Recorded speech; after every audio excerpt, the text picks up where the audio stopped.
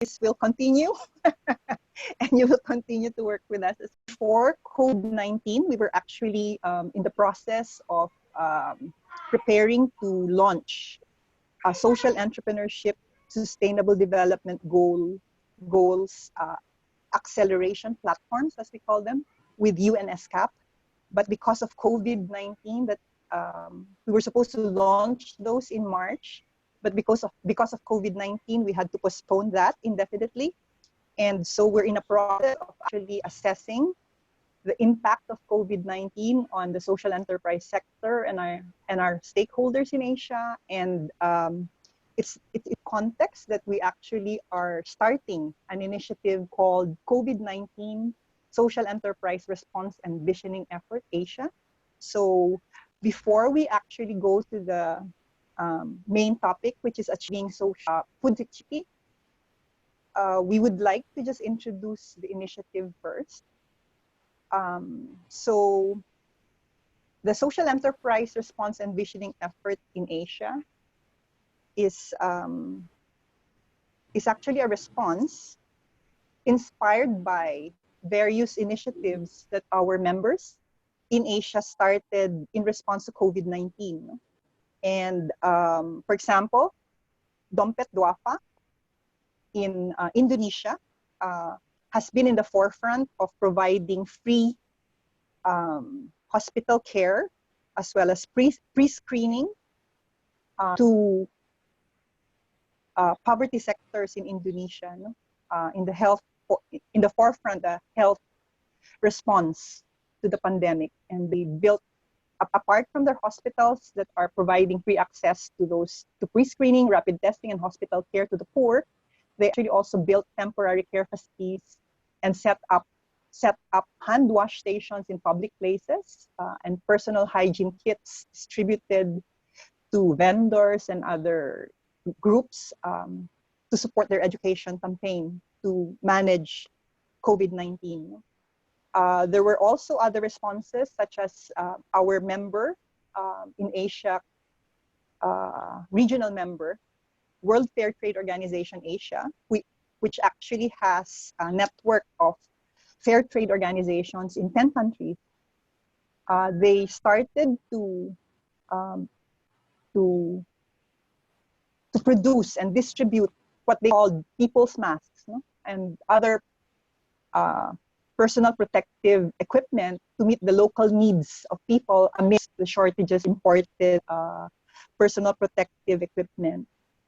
And then, so that's their WFTO Asia is based in Thailand. They have members in many countries, and 10 of their members in different countries actually did this as a response to COVID-19.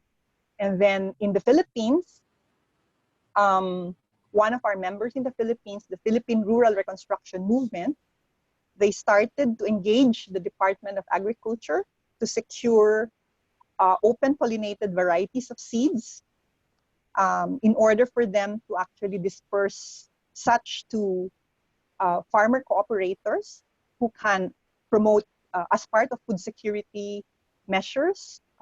And the emphasis on open pollinated varieties is actually important because most of the seeds being distributed and that are available in the market are hybrid seeds, no, that cannot be used for planting again. And this affects food security in a very important way. And so this initiative was actually an effort to promote community-based seed banking and scale up their sustainable agriculture initiatives. So these are just three examples of responses of our members and partners to COVID-19. And inspired by these initiatives, we decided that we needed to set up a platform that would try to look at how we could work together to respond to this pandemic and to build a common agenda. No? So we have called it Social Enterprise Response and Visioning Effort, or SERV Asia. So ensuring food security in Asia is actually something very important as part of the response, no? To the pandemic. And ensuring food security is an important concern because, of course, we're all concerned about shorter food miles. We're concerned about safe and the healthy and and our health. We're concerned about growing our own food so that we're not dependent on companies that are actually that are selling the food far away from us. And as I said, the access to seeds has become a very important issue. So on the whole, ensuring food security in Asia is an evolving theme of the response to COVID-19 of social enterprises. And we have started a pilot initiative in the Philippines that we're wanting to actually share with you as well. Gomer, can you please, the next slide? So the idea of the initiative on food security, we've called it scaling up 3S model for food security. And this is being initiated in partnership with the Philippine Rural Reconstruction Movement with its partner cooperative, but it's also involving partnership building and movement building to engage all the other sustainable agriculture players in the Philippines. And we're just sharing this with you as a starting point, but I'm sure that many of you there are 13 countries represented among those who actually joined the session today. And the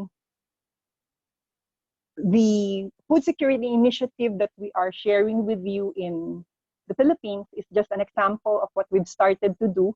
And it can actually create its own character in different countries depending on the state of the movement for sustainable agriculture. But at the same time, we called it 3S, the model of 3S, because they need to be seed to table systems. So we need to have control over the seeds and then the whole process up to the table when we reach the households who actually eat the food.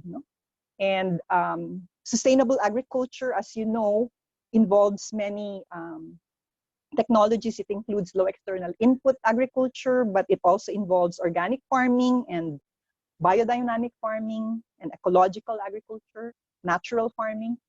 But the point is that we are not using chemicals to actually poison the food that we plant and we eat.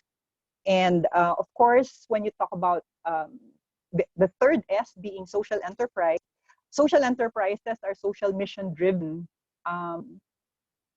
businesses, and they actually, especially in developing countries, social enterprises are the ones that are engaging the poor to make them stakeholders in economic development. And they come in the form of cooperatives, associations, social mission-driven corporations that create wealth, but also distribute wealth that they create. So, so we believe that scaling up 3S models for food security is the way to go in terms of assuring that food security is sustainable. And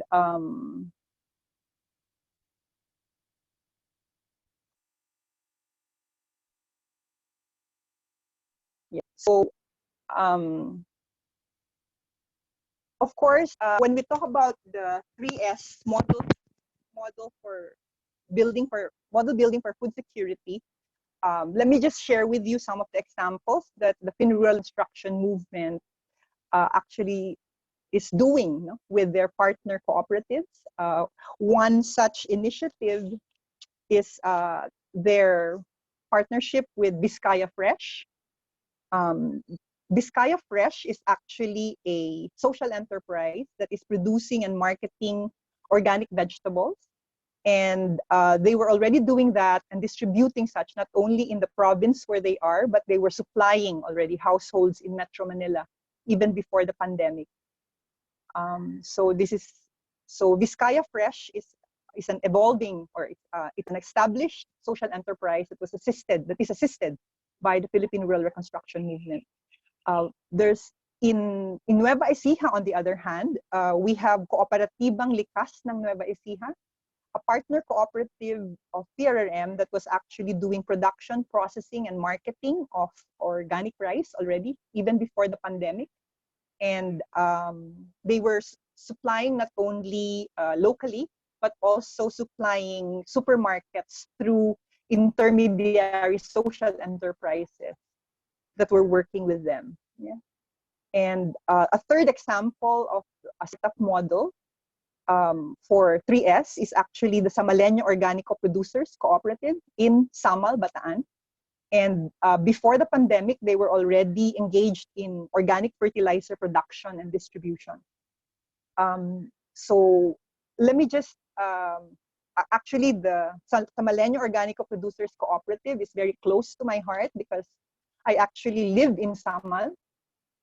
I've been here since March during the extended community quarantine, and we partnered with PRRM, the Philippine Rural Reconstruction Movement, to actually secure open pollinated varieties of seeds from the Department of Agriculture, and then we got engaged in dispersing these vegetable seeds to farmer cooperators, and we're still in the process of distributing the seeds that we have secured, and to promote organic vegetable farming, as well as we are going to also be assisting the marketing of organic vegetables to citizens of Samal, because the context that we are in is that before the pandemic, while Samal, the town where Samaleño Organico Producers Cooperative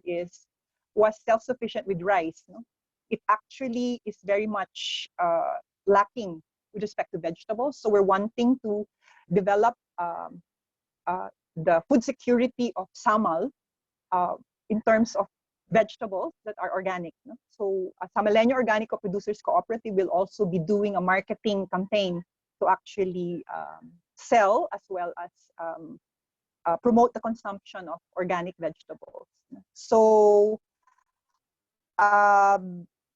in a manner speaking, I shared with you 3 startup social enterprises that were partnered with the Philippine Rural Reconstruction Movement that are actually actors in building a broad movement for sustainable agriculture, social enterprise, and seed-to-table initiatives for food security.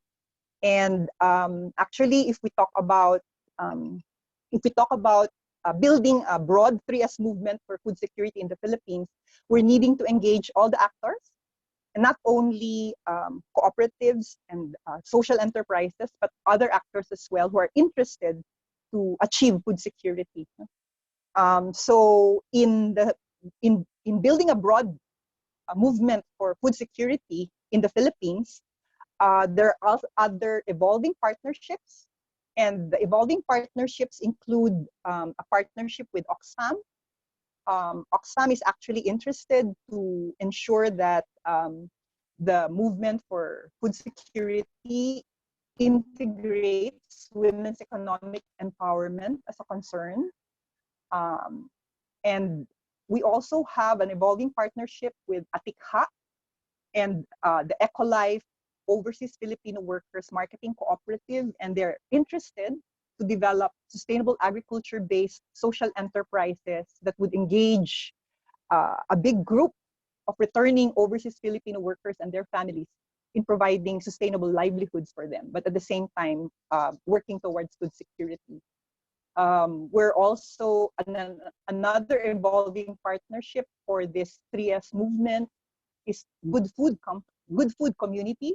They're actually another social enterprise that has an existing sustainable agriculture-based seed-to-table initiative. And during this pandemic, the organic vegetables that they were producing and selling to households in Metro Manila were actually, they transformed their operations so that half of what they're supposed to be selling went into providing relief to urban poor communities. So they still sold to households in Metro Manila, but they actually also provided organic vegetables as part of the relief packages for the urban poor. And then another evolving partnership that's interesting is with the Roots Collective. This is a group of young social entrepreneurs who are wanting to build the capability of social enterprises in digital marketing and e-commerce, which are actually expected to have a more prominent place in marketing strategies after the pandemic. So I'm just giving you some examples of the evolving partnerships for the 3S movement. And of course, as we build a broad movement for food security in the Philippines with all these partnerships, we're also needing to engage government. And engaging government would be in several fronts. For example, we even before the pandemic, the poverty reduction through social entrepreneurship coalition was already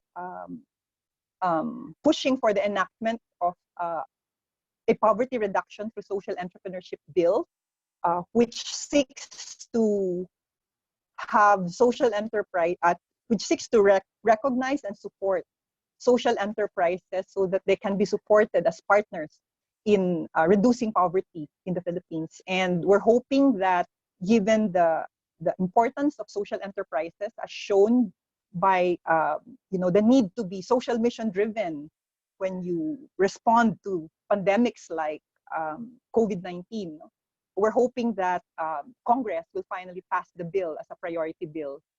And the Poverty Reduction through Social Entrepreneurship Coalition will be stepping up the campaign to actually have this passed. Engaging government will also mean that we engage the Department of Agriculture, which is the main department that is promoting sustainable agriculture in the Philippines. There is already a law, an organic law in the Philippines that has been passed since 2010, but there are many issues and problems. But what we are actually wanting to do is to engage the Department of Agriculture so that a support program for sustainable agriculture, a support program for social enterprise development, and a support program for seed-to-table systems for food security becomes a reality in a major way. Because the Department of Agriculture is actually doing some of this already, but not to the scale where it becomes part of, it's able to support food security in a sustainable way, the way that we are advocating. And before the pandemic, the Poverty Reduction through Social Entrepreneurship Coalition engaged the Department of Agriculture Secretary, William Dar, in a dialogue, and he was interested to support social enterprise development in agricultural value chains. And we're hoping that we can go back to him and discuss how we can therefore mainstream 3S for food security with the support of government programs that are scaled up as well. So maybe what is important is that while we are evolving this initiative for food security, we're also wanting to invest in developing a more comprehensive agenda for the social enterprise sector in the Philippines to respond to the pandemic. And so we've started a social enterprise action research in order for us to actually evolve this comprehensive agenda. And we are studying the impact of COVID-19 on social enterprises and the primary stakeholders among the poor that they serve. We're looking at more comprehensively the relief and recovery efforts that they're doing. And we're wanting to look at suggestions that they have for collaboration towards a common agenda so that we can also not only recover from the pandemic, but also become actors in building back better. And of course, this will entail enabling policies, programs, and initiatives to support this. Yeah. So all told, we're hoping that what we're doing in the Philippines is also something that is being done in other countries. Like I was just talking to our member in Vietnam, and they are completing their own research in order for their agenda to be evolved. But all told, as I said, this is just a first attempt to discuss and to start the discussions on COVID-19 social enterprise responses and a visioning effort. And we're hoping that this conversation could actually spur more discussions for partnerships to happen so that we can work together to not only help social enterprises recover from the pandemic, but to work with social enterprises as a sector so that they can be a force for building back better. So I think we still have a lot of time, I think, for some open forum.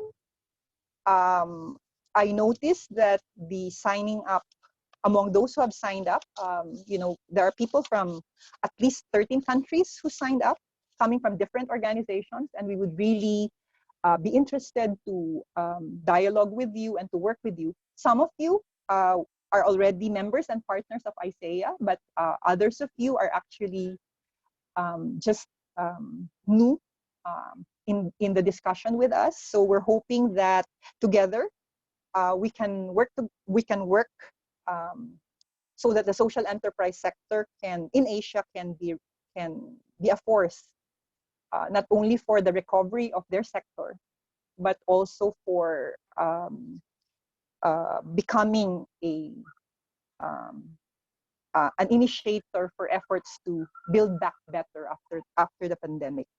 And so lastly, I would just like to thank the Catalyst 2030 team that actually put these sessions together. And ISEA is a member of the Catalyst 2030 initiative. And we're hoping to continue to work with Catalyst 2030 in bringing our agenda of responding to COVID-19 in a significant way forward. Thank you. So maybe we can now start the open forum.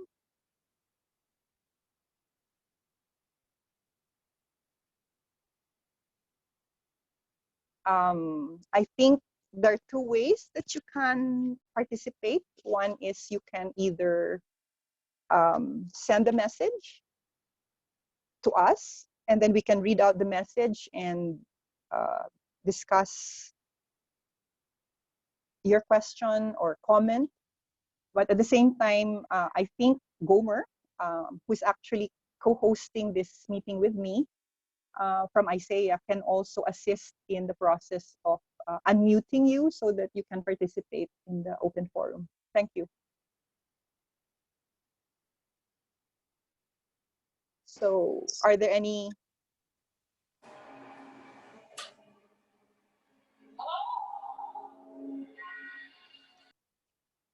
So I see Ed De La Torre on the screen.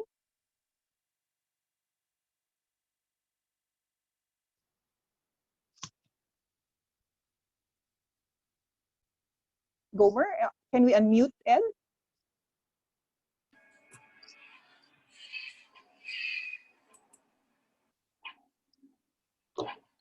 Yes, thank you, Lisa, for inviting me and for your presentation.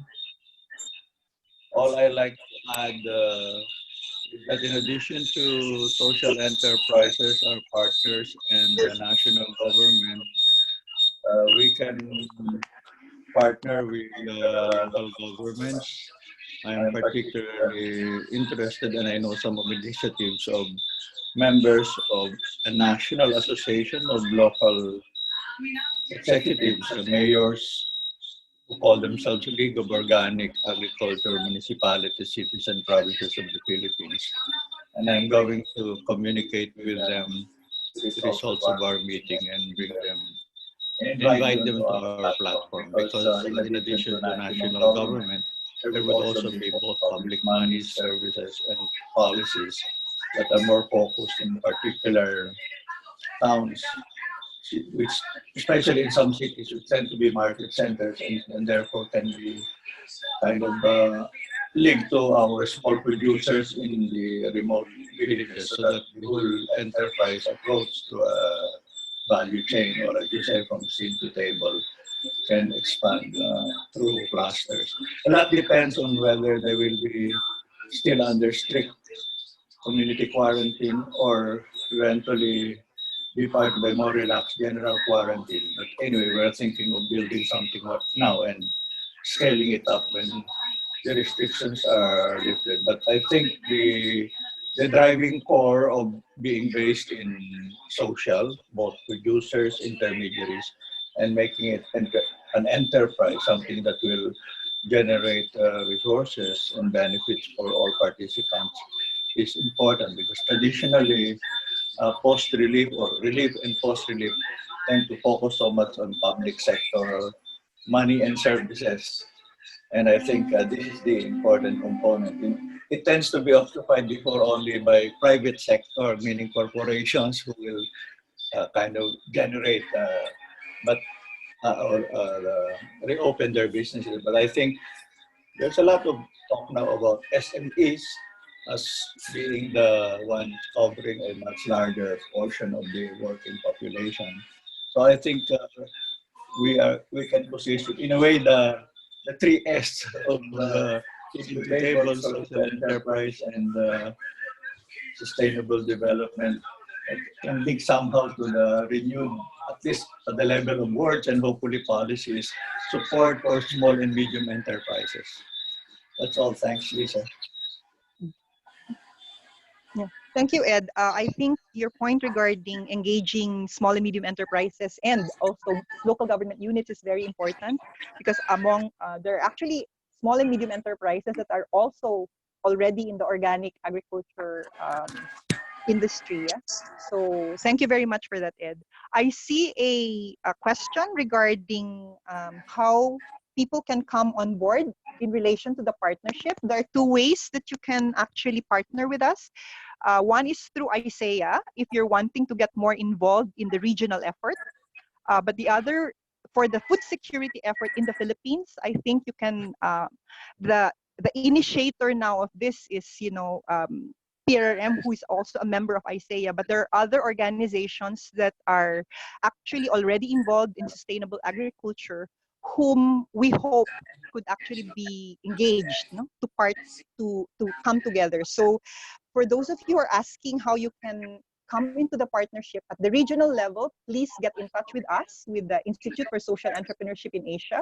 At the local level, we can get you connected in the Philippines to our members and partners in the same way that we can also get you connected to our members and partners in other countries. No? So for example, in the registration for today's session, there were also members coming from Indonesia and members coming from Thailand who actually came to this session. So it's not just the Philippines, it's just that I use that as an example to get the discussion going. But there are many sustainable agriculture seed to table initiatives also in Thailand. Maybe World Fair Trade Organization Asia can share with you some of their members actually in Thailand who are into sustainable agriculture and fisheries, and would very much be in a position to lead also seed to table, sustainable agriculture, social enterprise systems. Yeah. So I think Mythos is here. Yeah, Mythos, are you in the room?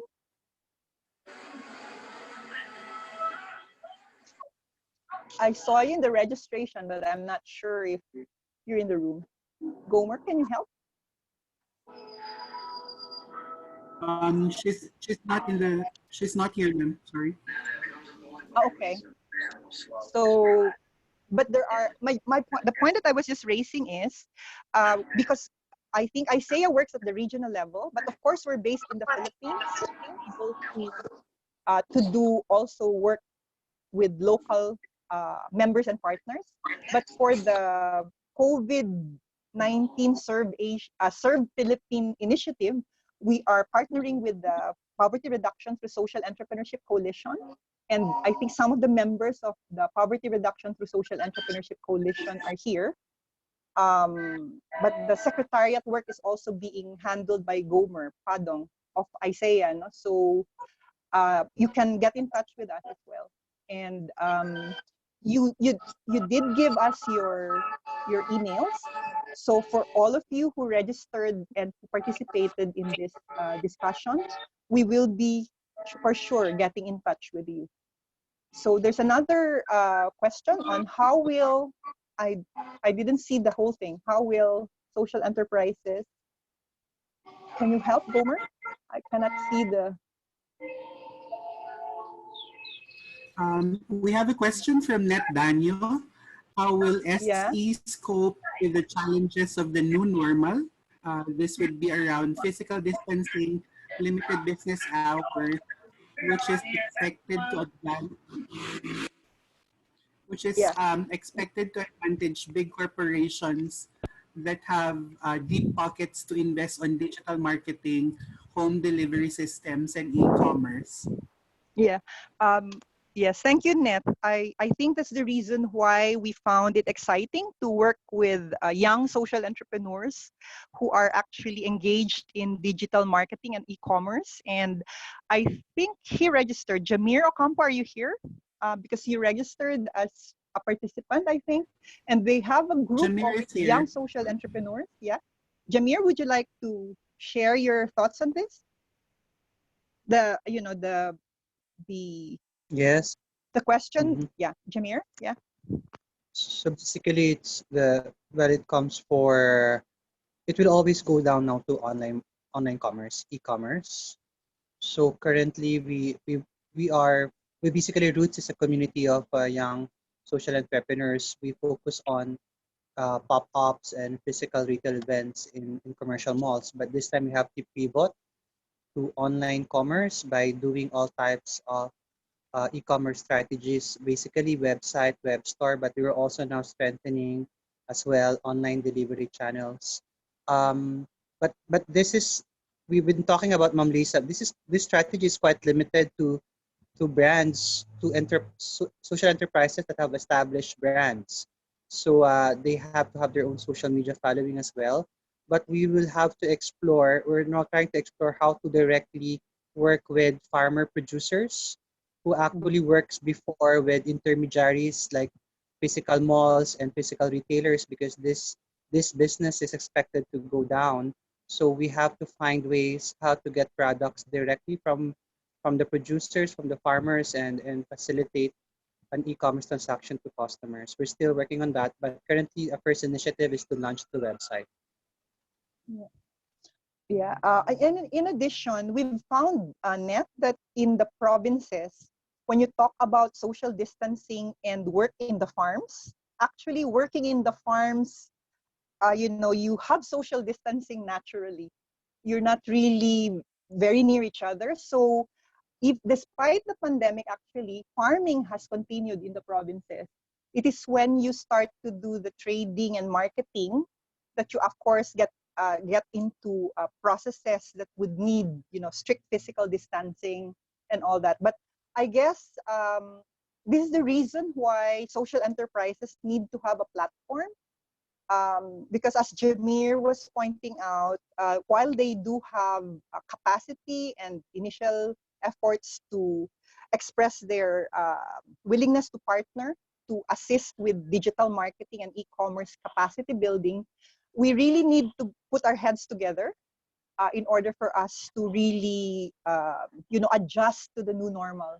At the same time, in talking to some social enterprises that were working with farmers and then distributing directly to households like Good Food Community, the biggest challenge to them was actually the inbound logistics, meaning to say, bringing the vegetables from the Cordillera to Manila, to the National Capital Region. And what they found useful was partnering with groups like the Kilusang Magbubukid ng Pilipinas, who actually had trucks that can be used to transport their vegetables from the communities to Metro Manila. No? And then in Metro Manila, what they did was to partner with existing enterprises, small enterprises that are actually already delivering to deliver directly to the households, because while they were doing that before, now they were delivering, everything was being delivered to the households. I don't know if Red, are you here? Red Paran? You're working with Good Food, right? Is she here? Because I saw her in the registry. They're a small enterprise that actually partnered with a Good Food community to start delivering to households, no? After the inbound logistics was solved in partnership with a farmers organization that actually had the capacity to help them with inbound logistics from the farms. They partnered with an enterprise that was that was distributing, that was delivering, no, vegetables to the household. So those are some of the things that were actually Lisa, we that also actually have were, another yeah. question from Georgie Pantoja. We have started another social Yeah. enterprise in response to COVID-19, especially linking food to the poor by tapping donors who are doing relief and the market. We work with Maymay Lim and Bennett Grace Tenesha of Peace Builders Community. We are wondering for those fruits and vegetables sourced out from Nueva Ecija and Cordillera are owned by hacienderos that actually act as our market contacts. How do we deal with farmers employed by big landowners so that they also benefit? Well, what we're trying to do is to actually work with existing social enterprises who do have connections to the farmers. And these are not companies. Like Good Food Community is a social enterprise. And Vizcaya Fresh is also a social enterprise. And they work directly with farmers. So I guess the whole point of this platform that we are trying to develop for 3S is to encourage the scaling up of social enterprises so that they can actually engage more farmers. Of course, we can also deal with businesses, but push them to become more inclusive. Yeah. But I think it's a process. And I was mentioning to you that in the relief efforts for urban poor in Metro Manila, Good Food Community actually raised funds to make sure that half of the produce that they were bringing to Metro Manila actually went into the relief packs for urban poor communities. No? So I think what you are describing in terms of effort, dealing with corporations or hacienderos, that's one way of doing it, but there are actually emerging social enterprise initiatives that need to be scaled up. And this is the whole reason why we're setting up, I think, we're pushing for a broad 3S movement with the support of government also. So I hope there was another question from Net. Yes. Before the question from Net, Miss Lisa, there's a previous question asked by Mira Yeah. Raghavendra. In our work, movement building. Yeah. In our work, movement building happens with poor communities. And how does government and others help in social enterprise marketing? And hold your thought. I'll just read Net's second question so that you will answer them maybe at the same breath. Um, next question is around, wouldn't those inbound challenges in transporting goods from producers to the market eat up the profit margins of social enterprises to the point of making the enterprise unviable? Yeah. So I'll just answer that first in terms of the inbound logistics.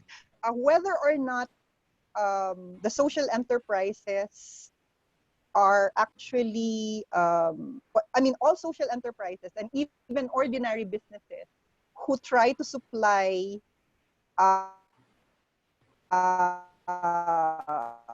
vegetables for costs. So whether you're a social enterprise or you're a business, you need to actually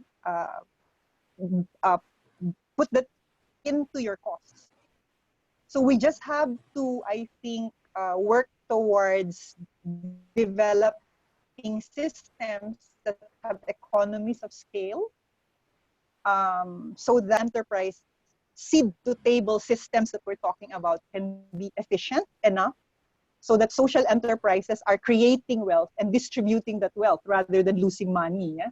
So because the intention is for us to assist the development of viable social enterprises, and not, make it a losing proposition. Because as Ed De La Torre was pointing out earlier, we need to be sustainable so that it's not just, providing relief, but it's really a viable social enterprise operation from seed to table. Of course, this needs to be worked out. No? Maybe if an organization like the Kilusang Magbubukid ng Pilipinas has the logistics to bring vegetables from the Cordillera to the National Capital Region, it is not unthinkable for people's organizations to actually invest in trucking facilities, because it is already happening. No? And I do know that there are sustainable agriculture initiatives such as the ones in Negros, for example. Alter Trade has trucking services supporting their social enterprise operations, bringing bananas and sugar from the farms to actually to their processing site and to where they actually export their products. No? So existing social enterprises already have some experience with inbound logistics, and we just need to pull our heads together to make those viable, I think, because there are viable and non-viable social enterprise initiatives, no? And economies of scale will have to be taken into account. On the government's role in social enterprise marketing, actually, in the Poverty Reduction through Social Entrepreneurship Bill, we are pushing government to have a market development program for social enterprises where they can play a big role in helping to create markets. But government itself can actually be a big market for social enterprises. Like I know that, for example, some coffee enterprises, I don't know if Georgie Pantoja from Coffee for Peace is already doing this, but I know that Bota Central is actually selling to local government units, yeah, as a market.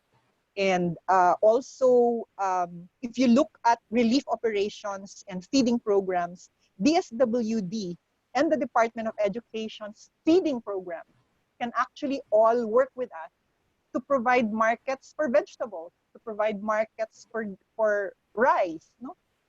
So government is not just there to provide support in terms of legislation and capacity, enabling policy, but they can be a market, they can be a big market, and that can be a boom in terms of providing markets for social enterprises. So, Georgie, did you want to say something? Georgie Pantoja, I see you.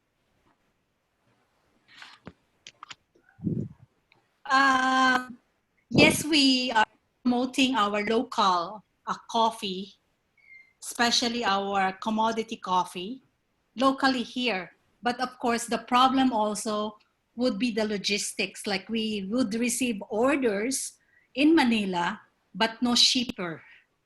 So we can only do locally, like within Davao City, and our business is still continuing on in terms of roasted coffee and for our coffee shop, the delivery thing, pick up or delivery. So within Davao. Within Davao. Yeah.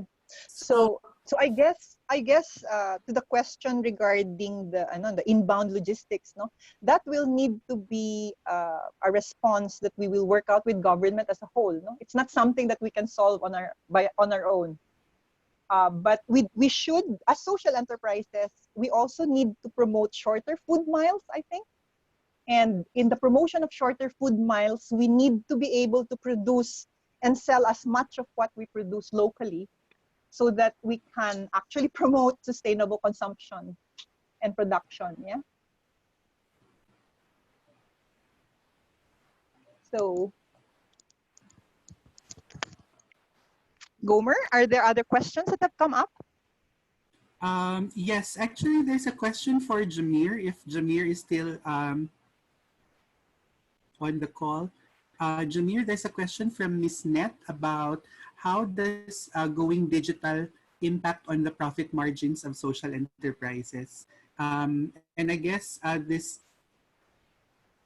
is also one of the questions that we're trying to answer with our survey. And of course, Jameer, you can also ask your questions. Yeah, you can unmute yourself, please. Okay. Okay, got it. Sorry, Gomer, I wasn't able to listen to the other one, but I think I have a question. If do we have, can we also make some engagement with private transport companies? I think they're operational and they have food pass. I think they're allowed to get to pass agricultural products because this digital marketing can only work for within island economy, but can't transport goods like what I heard from Coffee for Peace or products from Manila going to Mindanao. We eventually need to trade these products because that's where the demand is. So I know there's some initiatives with Air 21, with LBC. Maybe this is something also to explore. Another comment is to go digital. I think we have to consider digital marketers will also act as retailers. So they will also act like getting commissions as any retailer would, physical retailer would also require. But I think they will ask for lesser margins compared to physical retailer, like sort of 30% to 35%. Usually physical retailer goes to 30% to 35% of your suggested retail price. I think for e-commerce, we can demand from around 20 to 25%.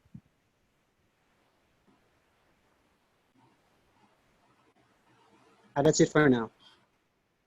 Yeah. Thank you, Jameer, Jameer.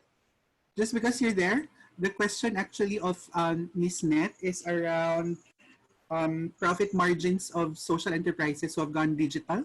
How are the profit margins basically? I think you know, mostly what I notice, mostly those who social enterprises having strong digital presence are actually non-essential. Most these are lifestyle brands that very aspirational, but and they have a Nice strong to have. following. Like Yeah. an indicator is to just to check on their accounts, on their social media, like 30,000, 10,000 following. So that will give them some market. However, I think most a number of like my company Chaalaya, for my own company, I think 60-70% still relies on B2B, especially us acting as primary or process input supplier to a number of frontline industries that are on the retail. For example, we supply teas to restaurants and cafes and hotels, and these are all badly affected. So definitely, I don't know yet with the profit, but in terms of sales record, we expect a reduction to around 70% to 60% because we are still mainly B2B businesses. Um, However, for those companies that have, I think everyone will decline because even those enterprises having strong social media following, they won't also be the priority of consumers because there's a strong shift towards essential goods. And even the purchasing power will also shift away from high price products, I think, until for the next 6 months. Yeah, Thank you, actually, Jameer. yeah, yeah. Actually, in relation to what Jameer just said, one of the reasons why we're doing the survey is we're wanting to look at the differentiated impact of COVID-19 on different economic subsectors where social enterprises are situated. No? Because, for example, it's very different with those that are in food, with those that are in crafts, no? For example.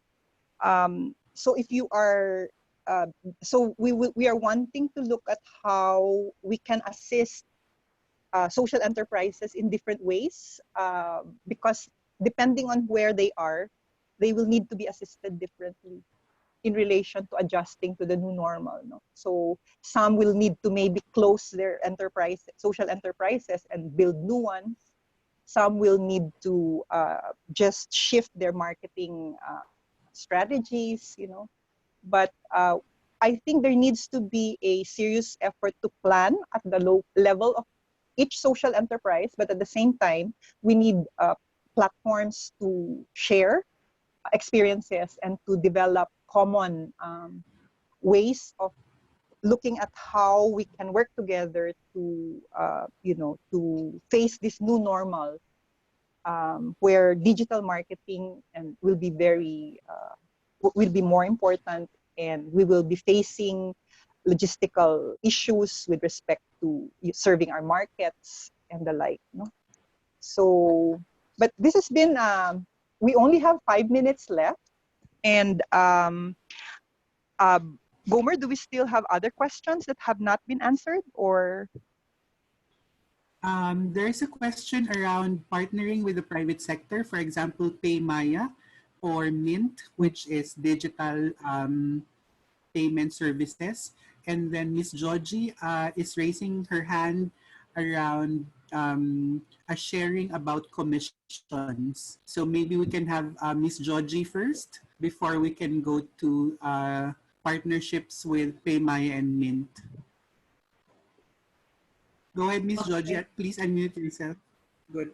Okay, I just want to share because of ECQ, most of our employees cannot leave their places. So what we did was process an IATF so that they would be able to alternately come to work.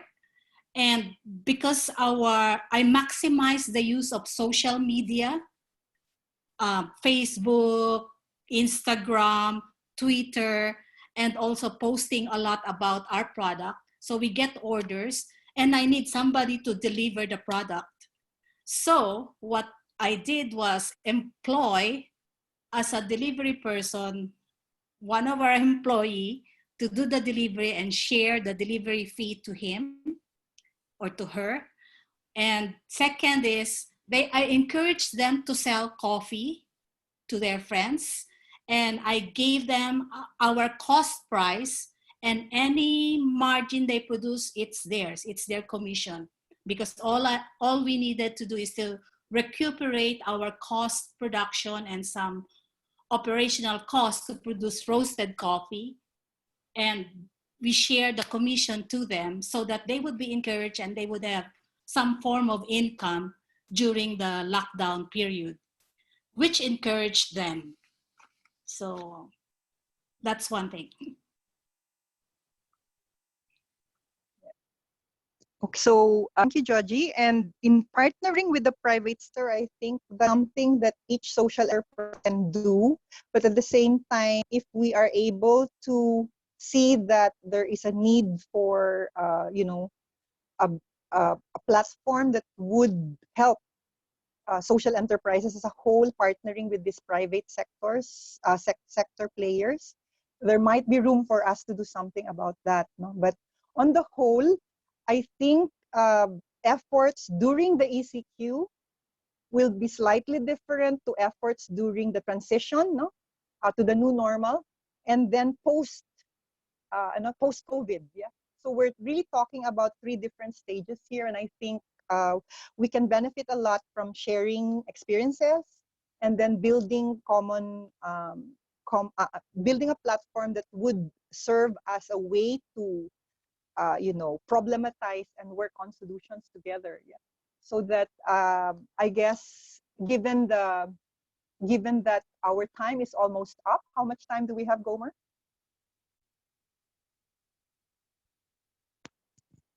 Gomer, how much time do we have? Do we still We're have just time? a minute after 5, so we need to wrap up. Yeah.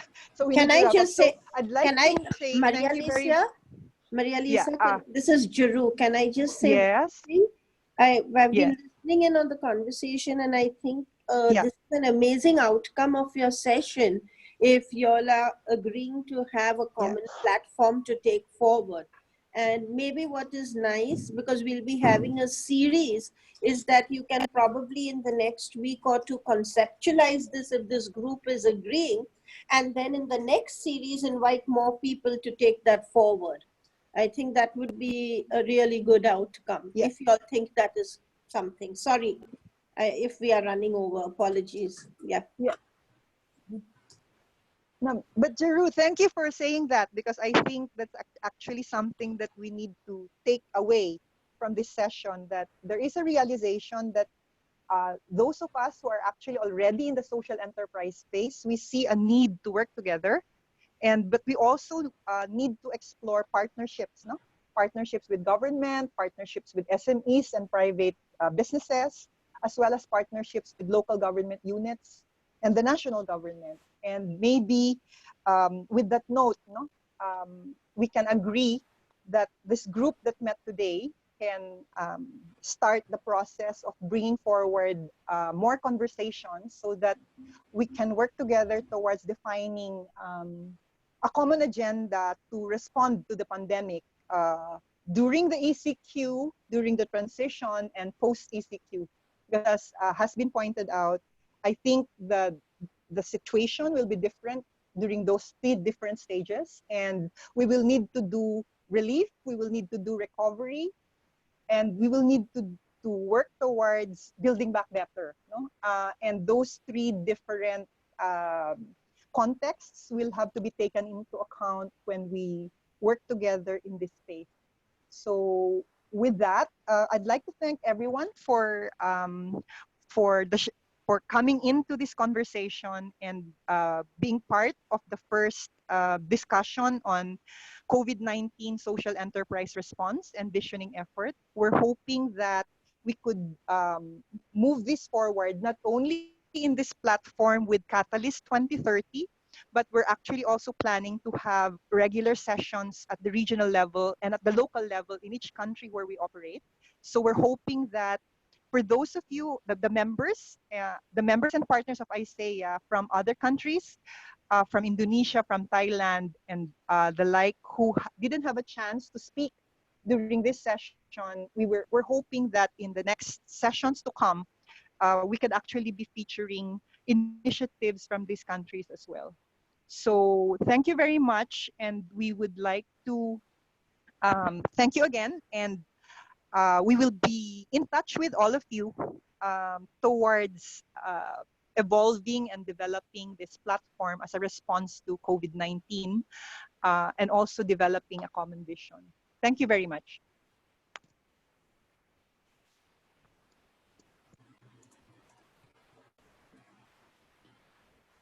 Thank you very much, everyone.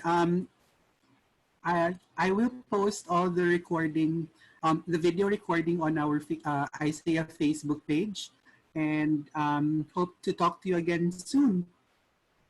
Of course, we'd also like to thank our colleagues from One Family Foundation, Susanna, and Jeru, of course. And Thank Jeru, you. Yes. thank you very much, and see you in the next sessions and also in our various country initiatives and our initiatives at the regional level. Thank you. Look forward to the next one. Thank you.